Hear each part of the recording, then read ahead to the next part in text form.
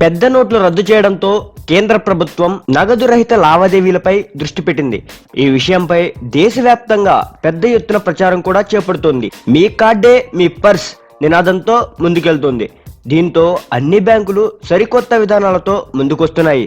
అదే టైంలో ఖాతాదారుల భద్రత విషయంలో మరిన్ని జాగ్రత్తలు కూడా తీసుకుంటున్నాయి. మీ బ్యాంక్ కార్డ్ సురక్షితంగా అయ్యే విధంగా దానిని ఆన్ ఆఫ్ సిస్టమ్ తీసుకొచ్చింది ఎస్బీఐ బ్యాంక్. మీ ఏటీఎం కార్డును స్టేట్ బ్యాంక్ ఆఫ్ ఇండియా కొత్తగా రూపొందించిన ఎస్బీఐ క్విక్ అనే యాప్ నుంచి నియంత్రించుకోవచ్చు.